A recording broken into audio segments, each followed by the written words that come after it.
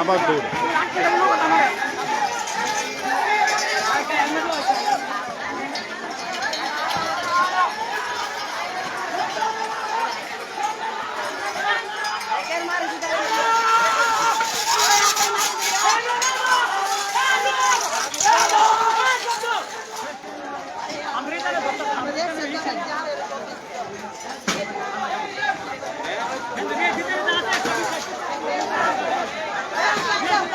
Football খেলাকে কেন্দ্র করে দুইটা গ্রুপ মারামারি সৃষ্টি হয়।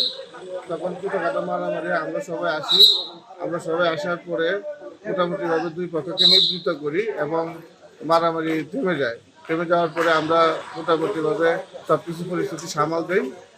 এর 1 ঘন্টা করে আবার দুই গ্রুপের একই ঘটনা নিয়ে আবার মারামারি শুরু হয় এবং দুই পক্ষের বেশ কয়েকজন আহত হয়েছে বলে আমরা ইতিমধ্যে সংবাদ পেয়েছি। আমরা ইতিমধ্যে পরিস্থিতি নিয়ন্ত্রণে এনেছি। এখানে পর্যাপ্ত পরিমাণ পুলিশ ফোর্স মোতায়েন করা হয়েছে এবং যারা এই ঘটনার সাথে জড়িত ইতিমধ্যে বেশ কয়েকজনকে আটক করা হয়েছে। আরও আটক অভিযান অব্যাহত আছে। আমরা যারা এই ঘটনার সাথে সংশ্লিষ্ট তাদেরকে আমরা আইনের আওতায় নিয়ে আসবো।